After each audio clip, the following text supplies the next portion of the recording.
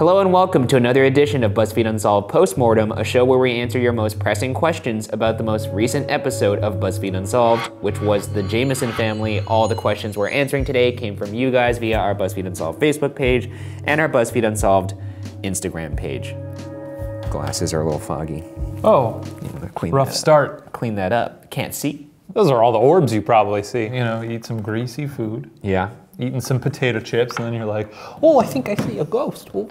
Except I don't wear glasses when I investigate. Oh yeah, I guess you don't. Yeah. Very noble. Oh, we have an announcement at the end of the episode. Oh yeah, another good one. We gotta psych it up. It rhymes with, oh, that's a hard word to rhyme. It rhymes with enterprise. Kinda. Enterprise? Yeah. Clayton Perry on Facebook asks, Q&A, Ryan, you're killing me with the pronunciations. Beecham is a French name and should be pronounced Beauchamp. Beauchamp. Beauchamp. Beauchamp. Not Beecham. The name you're saying is an English named spelled B-E-A-C-H-A-M. I will say I pronounce things wrong all the time, but not today. Former Sheriff Israel Beecham. I got news for you, Clayton. I actually looked up news reports of this particular sheriff. He's introduced as Beecham. He even says his name is Beecham. How you like that, Clayton? Maybe you should do a little research before you go out and call someone out on the internet. Just a thought, you know? I got him! Yeah! Ah, man! Felt good. You got owned! You know, people pronounce things different ways. Well, yours is Madej. I think there are some Polish people who are like, it's pronounced Madej.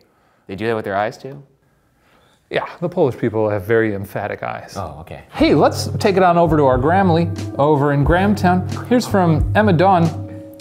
Bringing a 6-year-old to a drug deal would be a good way to cover up the fact that it was a drug deal. They pack up all their things to give their daughter the impression they're going on a trip. That way, if they got caught, they could be like, drug deal? Why would we buy drugs in front of our daughter? Ridiculous, we were going on a trip. But then the situation went drastically awry. Yeah, it did. Can you imagine? Your papa loads you up into a truck, says you're going to Disneyland. Yeah. They're like, stay in the car, little Bergmeister. They didn't call me that, but... Yeah, they put a little padlock on your seatbelt. Yeah, okay, that's weird. Papa, get me some beef jerky. I hate beef jerky. The story is just wrong. The premise is all bad, but it is an intriguing thought. That did not cross my mind. What are you up to, Emma? Because for you to think of such a plot makes me wonder what you're doing at the late corners of the night. Yeah, some of us are able to essentially jack into the mind of a troubled person. Game recognizes game. Maybe.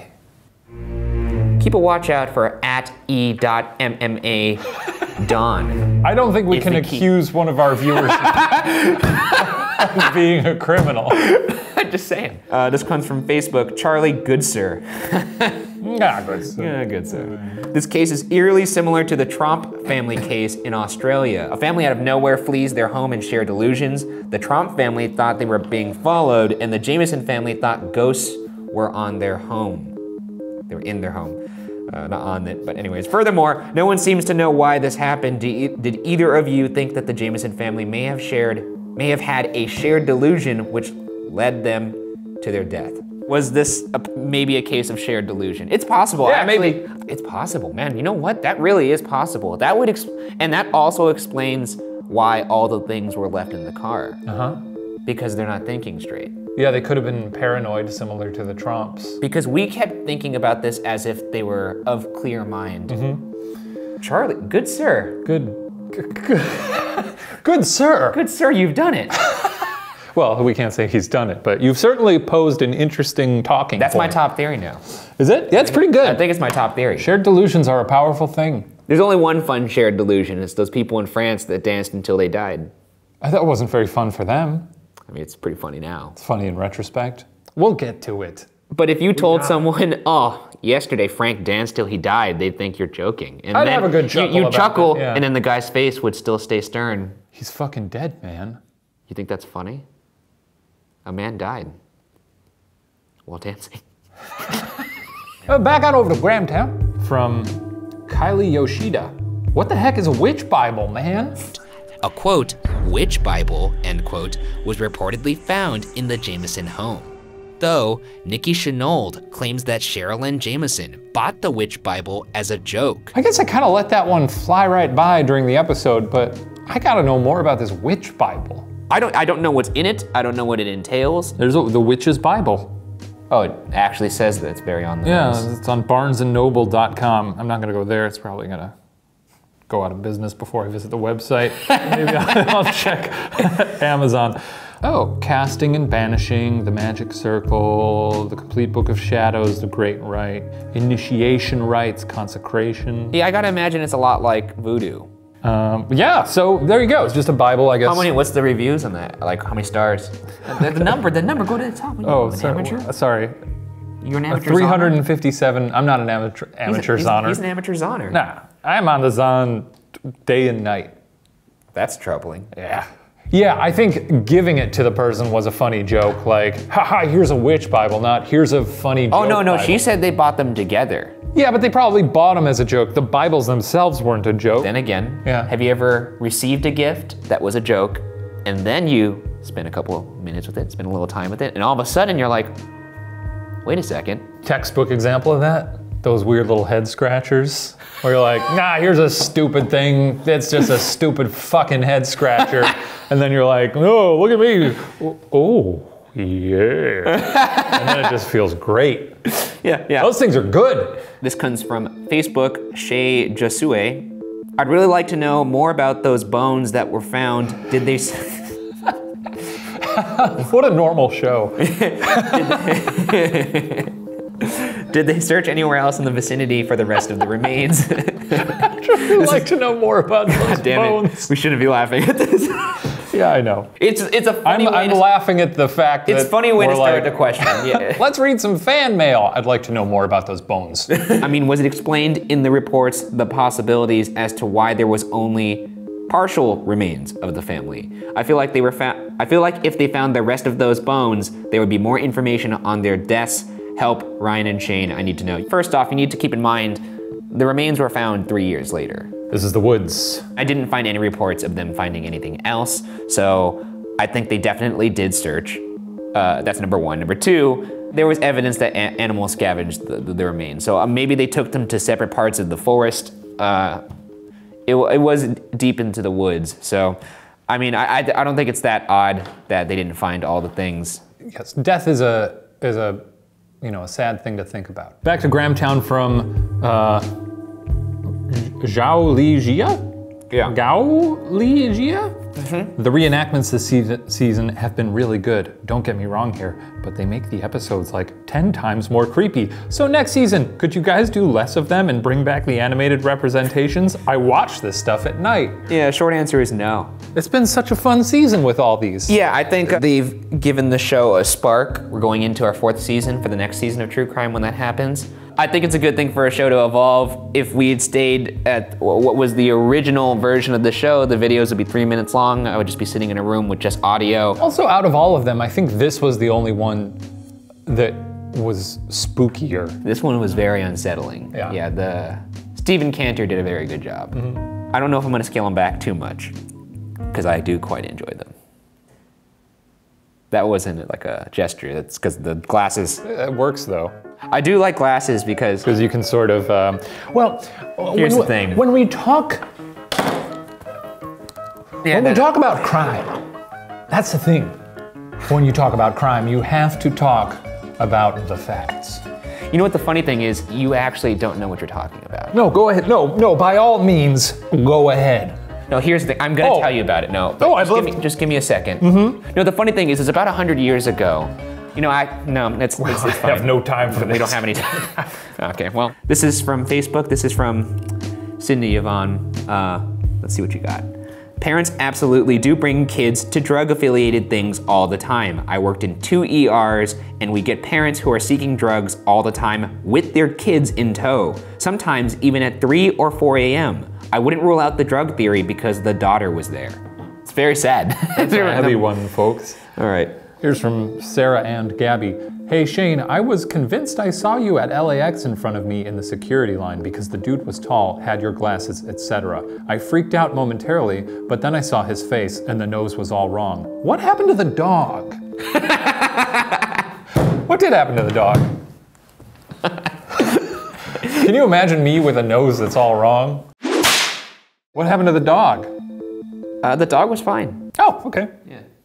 This is from Facebook, Rachel Ifala for postmortem. No way could this family have afforded 40 acres of land in 2009 if they were having financial troubles. $100,000 in 2017 equals $87,075.45 in 2009. Yes, we looked on Zillow and then compared prices with inflation. Was this, quote, move out to the wilderness, end quote, plan even real/plausible? Raises a lot of questions as to why they were out there in the first place. Some crunching numbers. Yeah, Rachel's crunching numbers over there. Got a real nerd over there. Unnecessary. They seem maybe like people who didn't think things through. Yeah, I mean, you made a good point in the episode. It could be like a tiny house. People have done that. People love the tiny houses. But I don't know if this was that kind of thing. I saw a guy living in an airplane.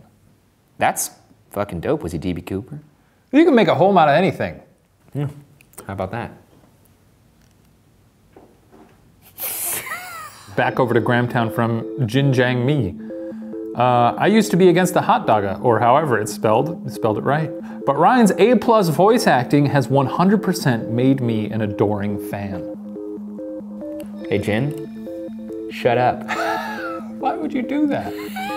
Because he knows this is a slight. I was not acting in that terrible hot dogga. Don't worry, I am Dr. Goodis. It's you. No, it's not. He doesn't call it acting. He's very method. No. He doesn't act. He becomes Dr. Gundis. I was shanghaied. This is bullshit. More like Shanghaied. Oh my God. This comes from Facebook, Joshua John Marvin. For the record, I don't believe in special bullets. That was a quote from me this past episode. He has it in his question here. He says, didn't you have a squirt gun full of holy water that one time? Squirt, I think squirt. I know he said squirt, but so I just wanted to make fun of him. Leave him alone. Couldn't spell squirt. He's making fun of me, so I had to get him. You leave Joshua John alone. I won't. You do believe in special bullets in a way. I don't. In a way. Holy water. It was a gun. Special bullets. It was implies a gun that shot projectiles. I guess you could call those bullets. Yeah. Water bullets. No. Special bullets implies pre-made projectiles that are like bullets, like in cartridges. Holy water is something that actually has spiritual value and is known to burn demons, maybe. So you're just shooting it out of a gun. I'm weaponizing the holy water. I'm just gonna let you keep talking. I just realized. I do believe it. You just said you're weaponizing the holy water. It's not a special bullet. Yeah. I will say though, what it would be really badass is if you could put holy water in little cartridges in like an actual gun. So like I'd be like Van Helsing. So you just all you want are magic bullets. Hey, what do we got coming up this week? Nothing. Oh yeah, because this is the finale of Postmortem now. This is our actual goodbye before the long sleep. Yeah. You know what you can do in the meantime? You can watch some Ruining History every Sunday. Casual plug. You could do that though, it's good. It's fun. Oh yeah, we have an announcement here. We have new shirts and new art that could go on stuff like. Let's snap again. Wow. Let's see. Whoa! Wow. Let's see what's in the goodie bag here. Here's a great new tote. Yeah, look at this design here. I look like a frightened little boy, which I think is on brand. Shane looks like... Very flattering. I'm gonna buy 100 of these. Like Army Hammer. I'm gonna pass them around. I'll wear it over my head. This is what I look like. Fun thing about this art is it actually was made by a fan. Her name is Jessica Mahone. Here's her Twitter account right here. So you could get that on a shirt too. That's fun. What else do we have in the goodie bag? Let's see what's in the bag. A classic silhouette of the boys with our gear, our ghosts real, a question that we often pose on this show. Hey there demons stuff. Right? The classic line. I like this one a lot. Hey there demons, it's me. It's me, your girl. Sure. This has to be the comfiest sweatshirt. This is the softest sweatshirt I've ever put on. Softest sweatshirt, you know, just wow. And you can't find this in stores. You know, all right, you're not gonna back it up. You don't need to sell it that much. Is it too much? It's too much. All right. If they like the stuff, they'll get it. Very fun. Anyway, our weekly Q&A concluded. I now welcome you to the part of the show we call the Hot Dogga, a hot dog saga commissioned by and starring Ryan Stephen Bergara, written by me and adored by every single viewer. And if you don't like it, you can kiss my butt. I'm not starring in it. I didn't do any work on this. The Plepples carry Maisie through a labyrinthine cavern, at last arriving at an expansive underground rotunda. Splintered beams of light from the world above spill onto a pulpit nestled in stalagmites. An elderly Plepple, Joblet, plupples out to address the crowd. Plop, plop. The Plepples plup. Very good. I see we have an interloper in our midst.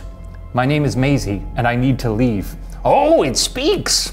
Well, Maisie, I'm not here to dictate the course of your plight. Us Plepples aren't fit for decision-making. Yes, sir, we tend to leave matters of importance up to our wise master. With that in mind, my fellow Plepples, please plop your plops together for the venerable Dr. Goodness. Hell, oh, I love you. I love all my Plepples. That was sloppy. Wow, Oh, venerable Dr. Gundus, might you care to introduce yourself to the interloper we've all been hearing about? I am a man named Dr. Gundus. I am the glimmering beacon, and I'm both the mayor and the sheriff. All right. Approach me now, and you won't get hurt. I think I could rest easy now, knowing that this is the kind of quality you're gonna stand by when it comes to stitching my voice together, because now this is just embarrassing for you. I demand to know why I'm being held against my will. Got made in the shade now. You're charged with various crimes, including allegedly harassing my dearest Plepples. Excuse me? Don't worry, you will soon go to jail. Venerable Dr. Gundus, what means of trial shall we grant to this criminal? Wait. He's not done speaking. What the? I should probably figure that out. I'll tell you what, bizarre and violent trial with a giant Pleppel. So it is decided. The corn shall prove her innocence in combat with the giant beast Pleppel. This is ludicrous. My home planet is being devoured by a sinister boogeyman. I don't have time for this. What are you gonna do, you know? However, don't give us any problems, and I'll delay the trial during this time, due to the fact that I want to get perfectly sane. Ha ha. Yes, we all know, Venerable Dr. Gundus. You're getting more and more sane by the day. The Venerable Dr. Gundus has spoken. Plepples, take the corn to her holding cell where she will be held until the doctor feels sane enough to judge her physical testimony. The Plepples swarm Maisie and carry her off. A metal grate slams shut, and Maisie finds herself alone in a darkened cell. To her right, a Plepple guard snores as he listens to the radio. Maisie listens in. Well, you're listening to Earth Radio, and if you're just tuning in, things are pretty bad. A giant evil guy with a gauntlet is currently eating the world. He ate Europe for lunch, burped so loud he sunk Iceland, and now he looks to be starting on North America for dinner. Everyone's dying and the world is basically over. Maisie listens in horror, trapped with no way to go back in time, no way to help. Suddenly, she flickers a bit, and for the first time, her holographic luminance begins to fade. The DJ continues. And since it looks like we've only got time for one more song, let's throw it over to this beloved ballad from the Risky Fixins.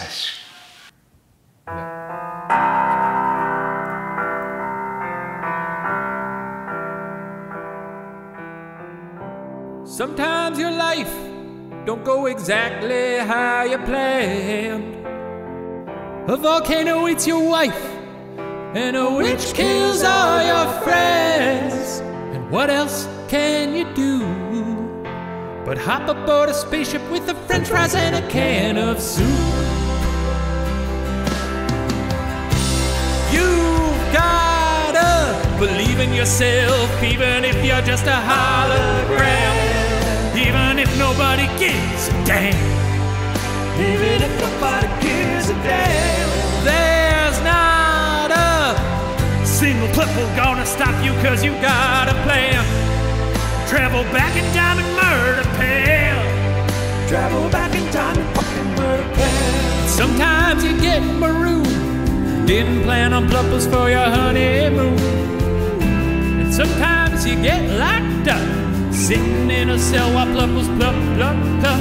But somewhere deep inside, you know your tasty little pals are gonna find a way to save your hide. 3, 4. You've got a love inside your heart. It's burning like a frying pan. So you'll keep existing if you can.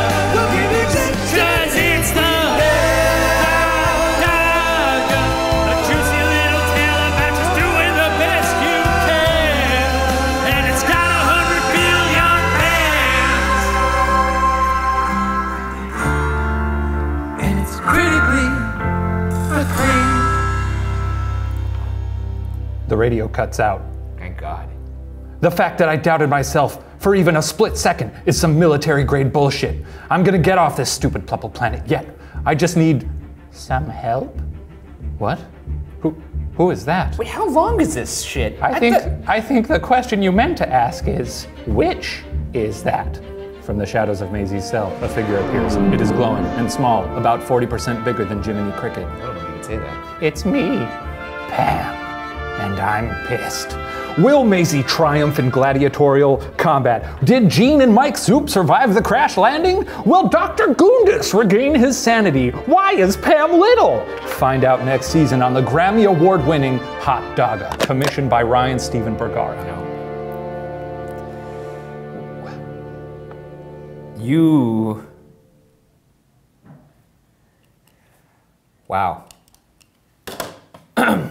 You really have out crazied yourself this time. The amount of work that you put into this is alarming. Why is Pam little? Why is Pam little? Oh, why is Pam little? I don't give a shit.